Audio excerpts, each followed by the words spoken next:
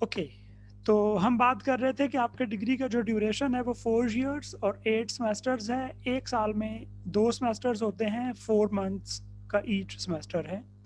और इनकी जो डिस्टिंग्विश करते हैं हम दोनों में, वो स्प्रिंग और ऑटम या स्प्रिंग और फॉल के साथ करते हैं। तो जो स्प्रिंग सेमेस्टर है वो उर्दू यूनिवर्सिटी में मार्च में स्टार्ट होता है। तो स्टार्टिंग फ्रॉम मार्च, अप्रैल, मई और जून, तो जून के एंड पे ये सेमेस्टर ख़त्म होता है। बाय द वे, इस दौरान जो है, ये मैंने आपको बताया कि 4 मंथ्स हैं और एक मंथ में 4 वीक्स हैं, तो टोटल 16 वीक्स का सेमेस्टर होता है। बेसिकली 16 वीक्स क्लासेस होती हैं। इन क्लासेस के अलावा इसी सेमेस्टर के दौरान 2 महीने के बाद, 8 वीक्स के बाद आई मीन, एक एग्ज़ाम होता है जिसे हम मिड टर्म एग्ज़ाम कहते हैं। मिड टर्म एग्ज़ाम जो है वो आप जितने सब्जेक्ट पढ़ रहे होते हैं उन सब का एक पेपर होता है। आपने 8 वीक्स में जितना पढ़ा होता है, मतलब 2 मंथ्स में, उस पेपर के बाद फिर से आप उसी सेमेस्टर में क्लासेस लेना शुरू कर देते हैं। और फिर जब 2 और महीने होते हैं तो टोटल 4 महीने हो चुके होते हैं। फिर आपका एक एग्ज़ाम होता है जिसे हम टर्मिनल एग्ज़ाम या फाइनल टर्म एग्ज़ाम कहते हैं। फाइनल टर्म एग्ज़ाम जो है वो आपका फिर अगेन सभी सब्जेक्ट्स का होगा और उसके बाद आपका जो टोटल कम्युलेटिव ग्रेड बनेगा, मिड टर्म का मिला के, फाइनल टर्म के मार्क्स मिला के, मिड टर्म के मार्क्स मिला के, आपका जो एंड रिजल्ट है वो आपको मिलता है। इसके अलावा भी कुछ मार्क्स होते हैं, मैं आपको उसकी तफसील बता देता हूँ। इस तरह जब एक सेमेस्टर मुकम्मल हो जाएगा, जिसे हम स्प्रिंग सेमेस्टर कह रहे हैं, तो आपको जुलाई से लेके, आई मीन जुलाई के एंड पे ये ख़त्म होगा तकरीबन, आपके एग्ज़ाम वगैरह और रिजल्ट सब।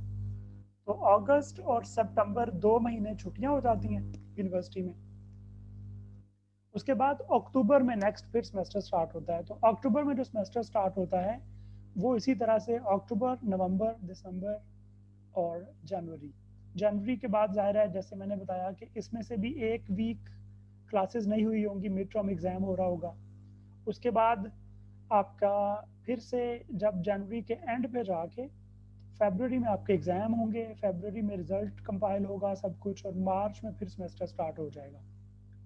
तो एक सेमेस्टर के बाद ब्रेक है स्प्रिंग वाले के बाद 2 मंथ्स की, और जो दूसरा सेमेस्टर है फॉल जिसे हम कह रहे हैं, उसके बाद कोई ब्रेक नहीं है। ओके, अगर मैं आपको ऐसे ही for the I mean sake of information आपसे शेयर करूं कि आपका जो फाइनल रिजल्ट होता है उसमें क्या क्या चीज़ें होती हैं, तो ये है जिसे हम अवार्ड लिस्ट कहते हैं, जिसमें आपके स्टूडेंट्स, जितने क्लास के स्टूडेंट्स हों उनके नेम्स लिखे होते हैं। You can read it, few names here जो इस क्लास में थे। इवनिंग सेशन है या मॉर्निंग है, जो भी है, और यहाँ पे वो मार्क्स हैं जो आपको हम अवार्ड करते हैं। बाय द वे, आपकी जो वेटेज है मिड टर्म एग्जाम की, वो 30 मार्क्स हैं आउट ऑफ 100। 30 मार्क्स का मिड टर्म होता है, 50 मार्क्स का फाइनल पेपर होता है, टोटल 80 हो गए। और इसके अलावा आपके पास जो 20 मार्क्स हैं, they are of assignments and quizzes. Quiz की जो टर्म है यूनिवर्सिटी में यूज़ होती है, that is for the class test. जैसे आपके कॉलेजेस में, स्कूल्स में क्लास टेस्ट होते थे, तो यूनिवर्सिटी में अगर कोई आपका क्लास टेस्ट लिया जाए तो उसके मार्क्स होते हैं, और उन मार्क्स को हम सेशनल मार्क्स कहते हैं इनफैक्ट। तो आपका जो टोटल सेमेस्टर के दौरान आपके जो बड़े 2 एग्ज़ाम होंगे, एक फाइनल टर्म और एक mid term. Mid term 30 marks का होगा, फाइनल टर्म 50 मार्क्स का होगा। और जो सेशनल्स हैं, जैसे मैंने बताया, जिसमें छोटे कुछ असाइनमेंट्स हैं। Assignment is the homework, like मैं कोई आपको क्लास के बाद टास्क देता हूँ कि ये आपने करके मुझे नेक्स्ट क्लास से पहले सबमिट करना है, तो ये आपका असाइनमेंट कहलाती है। और अगर मैं क्लास में कोई टेस्ट लेता हूँ, दैट इज़ योर क्विज, और उसके इन दोनों के मिला के 20 नंबर आएंगे आउट ऑफ 100। ओके, इसका एक और मतलब मैं आपको बता दूं, बड़ा अहम बात यह है कि फाइनल मार्क्स, फाइनल टर्म जो पेपर है वो 50 मार्क्स का है, लेकिन फाइनल टर्म से पहले पहले मिड टर्म 30 मार्क्स का और असाइनमेंट्स या क्विजेज जो हैं 20 मार्क्स के, मतलब 50 मार्क्स जो हैं वो आप ऑलरेडी उनका फैसला हो चुका होता है। ये मैं इसलिए बता रहा हूँ कि जैसे आपके स्कूल्स और कॉलेजेस में होता था कि मैं आखिरी एक हफ्ता पढ़ के या आखिरी 2 हफ्ते पढ़ के या 1 महीना पढ़ के नंबर ले लूँगा, अच्छे ग्रेड्स ले लूँगा। यूनिवर्सिटी में ऐसा पॉसिबल नहीं है। यूनिवर्सिटी में आपको मिड टर्म तक 30 नंबर का जो फैसला हो गया, वो दोबारा आप ये नहीं कह सकते कि मुझे अब फाइनल के साथ मेरा फाइनल बहुत अच्छा हुआ है। फॉर एग्जांपल एक स्टूडेंट के फाइनल में 50 आउट ऑफ 50 आते हैं लेकिन मिड टर्म में 0 थे या 10 थे, तो उसका मसला होगा। ओके, मुहिब साहब को आवाज नहीं आ रही।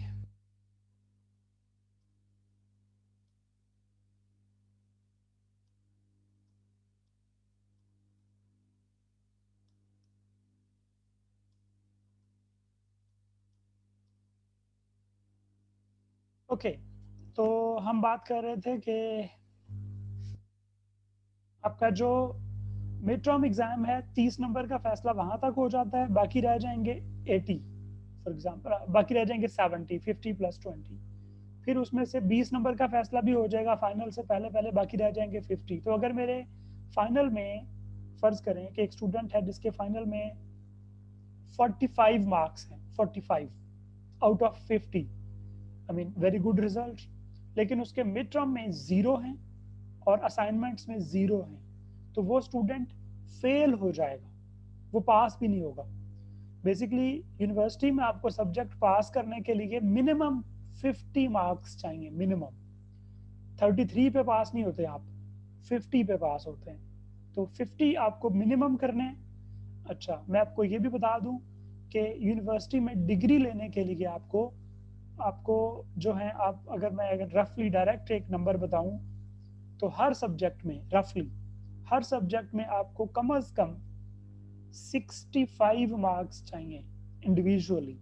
अगर किसी सब्जेक्ट में आपके 50 आ गए हैं तो वो सब्जेक्ट पास हो जाएगा, लेकिन आप किसी और में 80 मार्क्स लेके इन दोनों का एवरेज ऊपर करेंगे तभी डिग्री मिलेगी।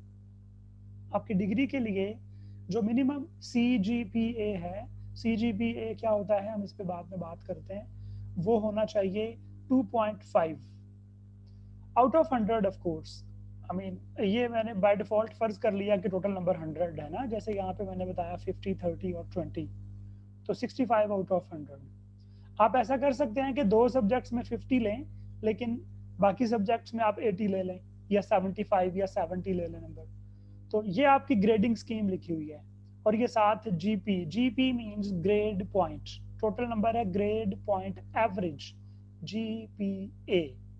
ओके, अब देखें 2.5 आपको चाहिए डिग्री लेने के लिए। जब आपकी डिग्री मुकम्मल हो रही हो, तमाम सब्जेक्ट्स में सब कुछ मिला जुला के अगर आपके मार्क्स लेट्स से परसेंटेज में 65 से कम है, या आपका CGPA कह लें ओवरऑल 2.5 से कम है, तो आपको डिग्री नहीं मिलेगी।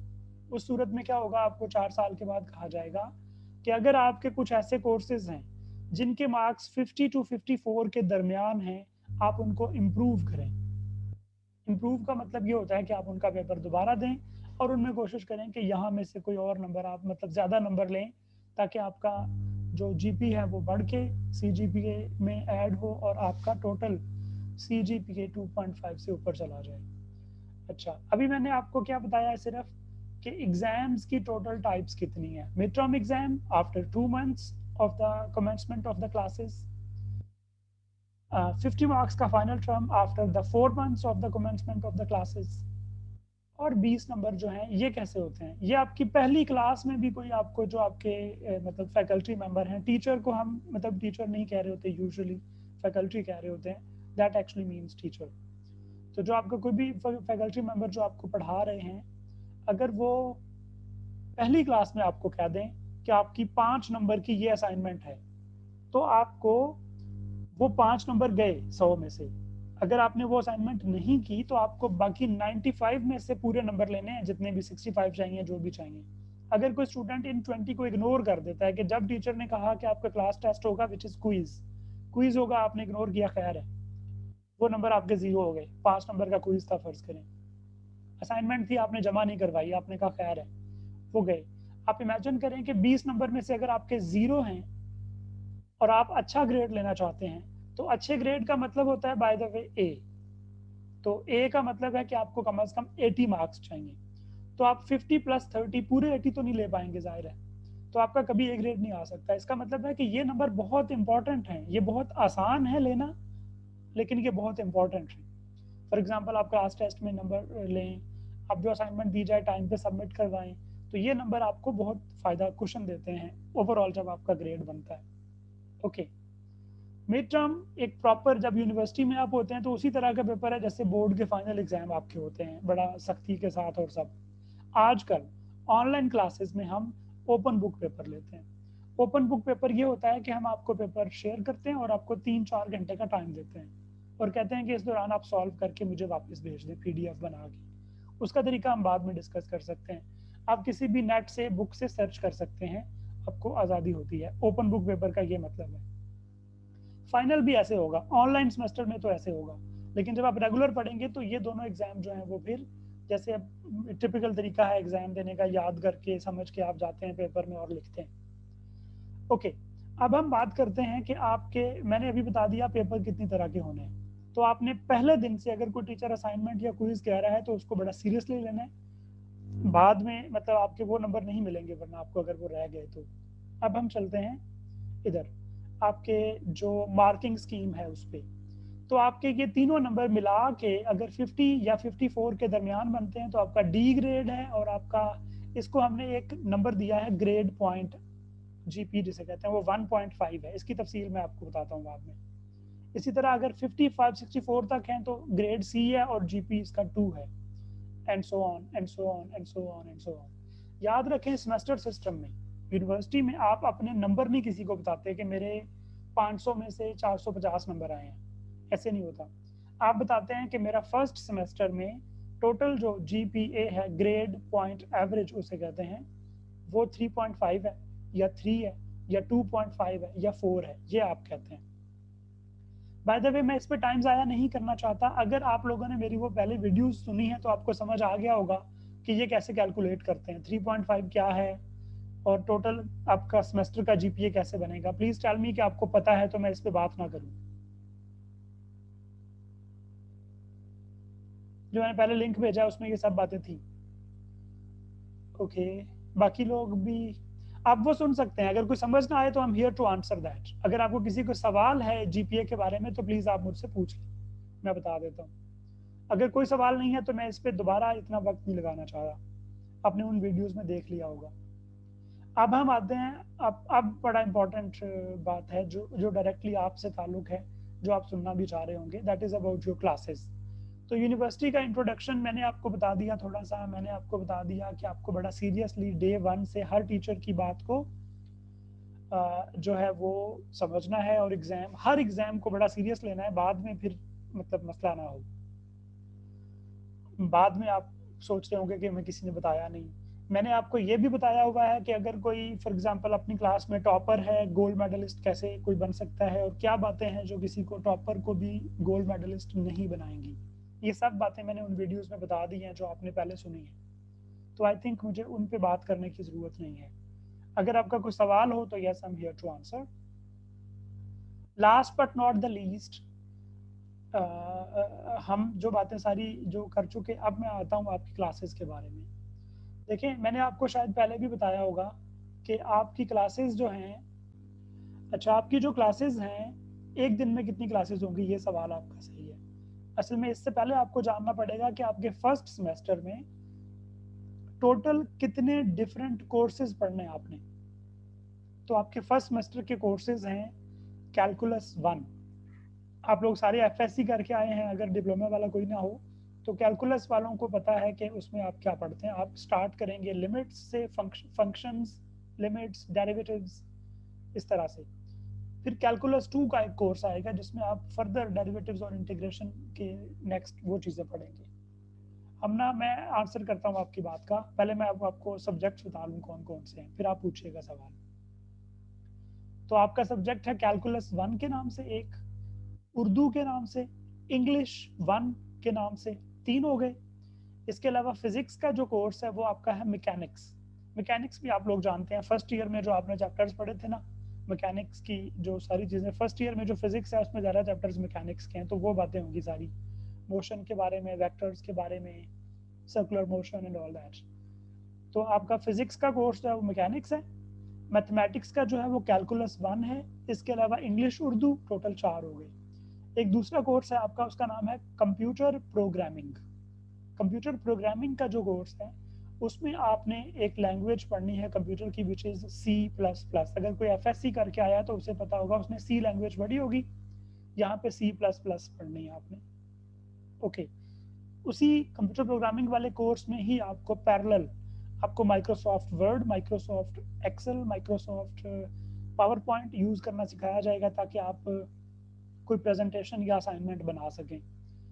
तो आपके टोटल कोर्सेज हो गए कैलकुलस 1, उसके बाद mechanics, English, Urdu, computer programming, और एक छठा कोर्स है आपका, उसका नाम है बेसिक लेबोरेटरी 1।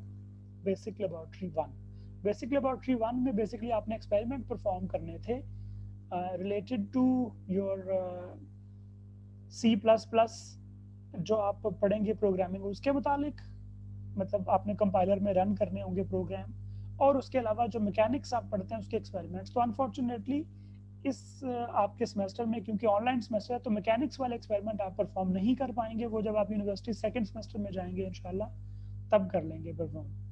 ओके, तो मैंने आपको बता दिया कि आपके टोटल 6 कोर्सेज हैं। अब हम बात करते हैं कि हर कोर्स जो है उसके क्रेडिट आवर्स होते हैं 3। हर कोर्स को एक वैल्यू दी गई है और उसका नाम है क्रेडिट आवर्स। 3 क्रेडिट आवर हैं हर कोर्स के। 3 क्रेडिट आवर का मतलब है कि आपको हर कोर्स 3 घंटे पढ़ना है। फॉर एग्जाम्पल, पूरे हफ्ते में मैकेनिक्स की क्लास रोज नहीं होगी, बल्कि टोटल आपने मैकेनिक्स को एक हफ्ते में 3 घंटे पढ़ना है। इसी तरह कंप्यूटर प्रोग्रामिंग को आपने 3 घंटे पढ़ना है, कैलकुलस 1 को आपने 3 घंटे पढ़ना है, एंड सो ऑन। ये बात आपको समझ आ गई। अब 3 घंटे जो हैं वो हम टाइम टेबल जो बनाते हैं वो इस तरह होता है कि 1.5 घंटे की 2 क्लासेस रखते हैं। वो इकट्ठी भी हो सकती हैं 3 घंटे, और अलग अलग भी हो सकती हैं मुख्तलिफ डेज में। तो टोटल एक जो सब्जेक्ट है और उसका जो इंस्ट्रक्टर है, फैकल्टी मेंबर है, वो आपके साथ 3 घंटे एक हफ्ते में आपको पढ़ाएगा सिर्फ। तो टोटल आपके 6 कोर्सेज हैं, अगर 6 3 आर 18, तो एक हफ्ते में आपने 18 आवर्स पढ़ना है।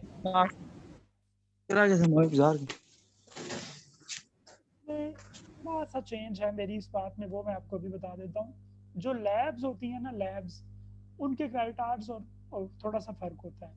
आपकी जो लैब है वो 2 क्रेडिट आवर्स की है, लेकिन उसको आपने एक हफ्ते में 4.5 घंटे पढ़ना है। उसको हम कॉन्टैक्ट आवर्स कहते हैं। मैं उसकी डिटेल में नहीं जाता, वो मैं जो पहले मैं वीडियो शेयर की है उसमें ये तफसील बताई है। लेकिन अब मैं इस बात को अगर मतलब शॉर्ट करूं, तो आपने टोटल एक दिन का कोई हिसाब नहीं है। एक दिन में ऐसा भी हो सकता है कि आपके 2 सब्जेक्ट्स की क्लासेस हो जाएं, which means 3 hours plus 3 hours 6 hours पढ़ लें। लेकिन फिर जो बाकी हफ्ते के 5 दिन बचेंगे उनमें आप कम पढ़ रहे होंगे, जाहिर है। तो टोटल आपने एक हफ्ते में हर सब्जेक्ट को 3 घंटे पढ़ना है, लैब वाले को 4.5 घंटे पढ़ना है, दैट्स इट। तो वो टाइम टेबल पे डिपेंड करेगा आपने रोज कितनी क्लासेस होंगी। आपका और क्या सवाल था, पूछें प्लीज।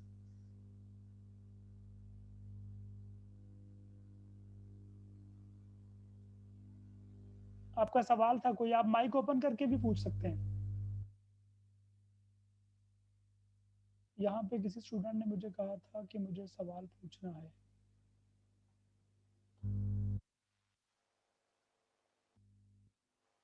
ओके, आई थिंक हमना हमना आपका सवाल था बच्चों को, पूछें। आप अपना माइक ओपन कर सकते हैं और लिख भी सकते हैं।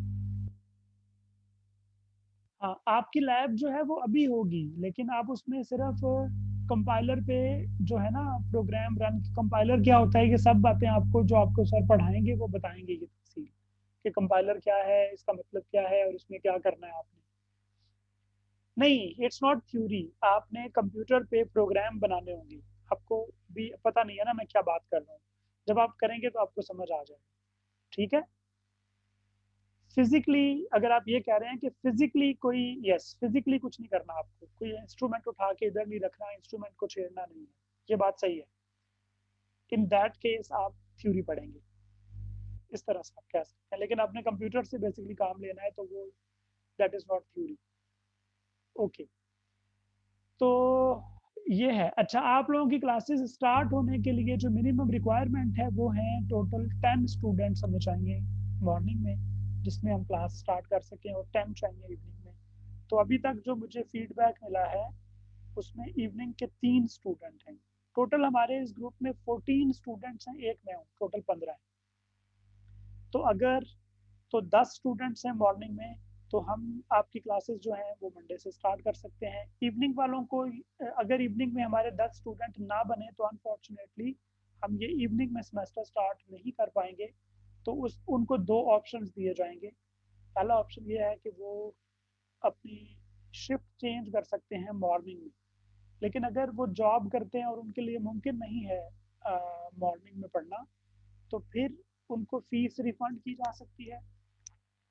और बाय द वे, ये जो सेमेस्टर होता है ना, क्या कहते हैं इसको, स्प्रिंग सेमेस्टर, आपको पता है कि रेगुलर सेमेस्टर नहीं है। रेगुलर सेमेस्टर हमारा होता है जो फॉल है, जो अक्टूबर में स्टार्ट होता है। तो जिन लोगों का अभी एडमिशन में कोई मसला आएगा और इवनिंग में क्लास लेनी है लाजमी, क्योंकि मॉर्निंग में जॉब करते हैं, तो उनको मेरा मशवरा है कि उनको हम आ, वो अक्टूबर वाले सेशन में अप्लाई करें। उस वक्त लाजमी क्लास बनती है इवनिंग की। किसी का सवाल है तो अपना माइक ओपन करें इवनिंग मॉर्निंग के बारे में, क्लासेस के बारे में, तो प्लीज़ मुझे माइक ओपन करके डायरेक्ट पूछ लें। Mohib, I just have answered this question कि अगर आपके स्टूडेंट्स मॉर्निंग में 10 हैं तो we will be starting our classes from Monday. और अगर किसी वजह से इवनिंग में फर्ज करें 7 है, मॉर्निंग में भी 7 है, तो we need to wait for more students to contact me. कुछ ऐसे स्टूडेंट्स हैं 2-3 जिन्होंने मुझे कहा कि हमने मंडे को फीस जमा करवानी है, फिर हम बताएंगे। ऐसे स्टूडेंट्स हैं, तो हमें उनका वेट करना पड़ेगा फिर। आपका नाम क्या है? और अरूसा, क्या नाम बताया था आपने? खान। हाँ, आपका यही जवाब है कि क्लासेस आप मॉर्निंग में है ना, तो मैंने इसीलिए पूछा वैक ग्रुप में, जैसे ही मुझे पता चले, या अरूसा, तो अरूसा जैसे ही मुझे अभी पता चलेगा कि मॉर्निंग के तो स्टूडेंट्स हो गए हैं, अभी बताएंगे स्टूडेंट्स मुझे, तभी पता चलेगा कि मॉर्निंग में कितने स्टूडेंट्स हो गए। ओके, तो मुझे जैसे ग्रुप में फीडबैक मिलेगा ना, अभी अभी स्टूडेंट्स लिख रहे हैं, सिर्फ अभी 3 स्टूडेंट्स को मैसेज डिलीवर ही नहीं हुआ, वो व्हाट्सएप पे ऑनलाइन नहीं है, कुछ ने जवाब नहीं दिया। तो जैसे ही ये स्टूडेंट्स देखेंगे मैसेज, मुझे रिप्लाई करेंगे, तो मैं आप लोगों को उसी ग्रुप में बता दूंगा कि क्लासेस स्टार्ट हो गई हैं। इवनिंग वालों को फिर हम ये ऑप्शन देंगे कि वो मॉर्निंग में शिफ्ट हो जाएं, या फिर एक सेमेस्टर उन्हें इंतज़ार करना पड़ेगा।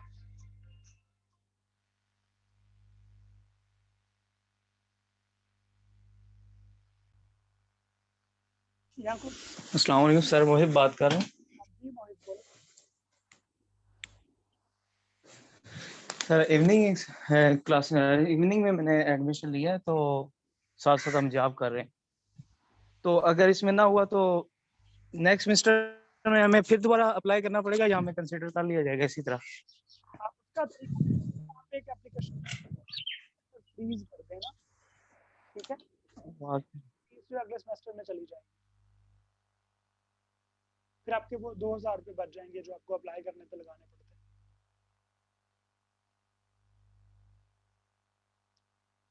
पता नहीं, आपको आवाज़ नहीं आई मेरा ख्याल है। जी जी, आवाज आई है सर, थैंक यू। हो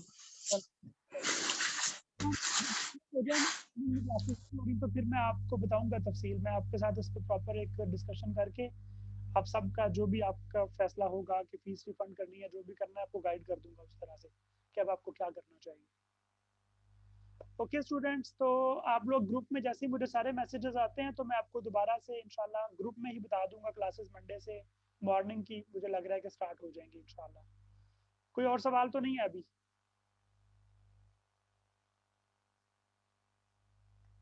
आई थिंक नो। तो आपके फैकल्टी मेंबर्स जो हैं वो फैसला हो चुका है कौन कौन पढ़ाएंगे, लेकिन सिर्फ आपको अभी ये फैसला होना है क्लासेस किस दिन से स्टार्ट हो, ताकि कोई ऐसे स्टूडेंट जिनकी क्लासेस मिस हो जाए, कोई बात में आए 3 दिन बाद, तो फिर उनको सिर्फ हम वेट कर रहे थे।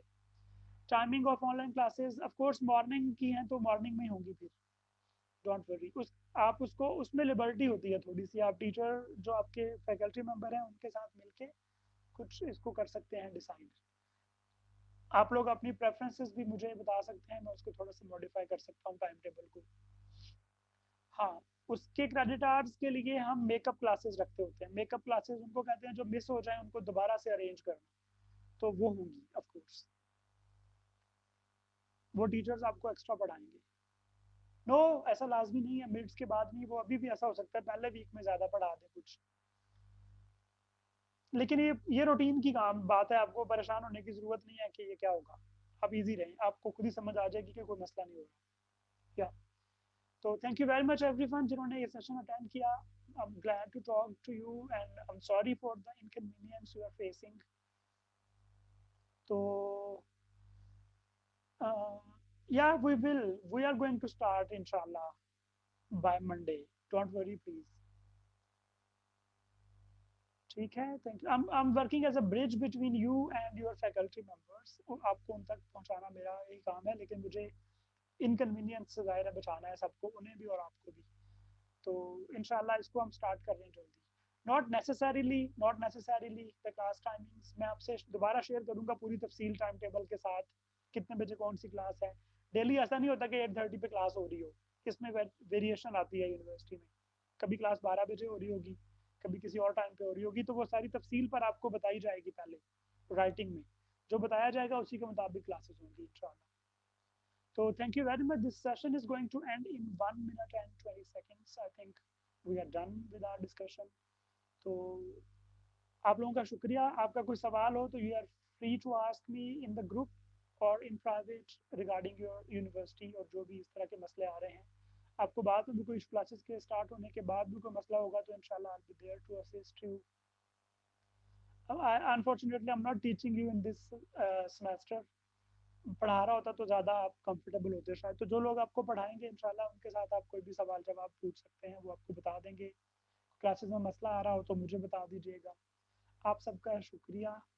इंशाल्लाह मैं आपके आज शाम तक मैसेज आ जाएंगे ना सबके मॉर्निंग इवनिंग इस तरह का, तो मैं आपको फिर स्केड्यूल शेयर कर दूंगा मॉर्निंग वालों को। Thank you very much everyone. God bless you. Allah हाफिज़।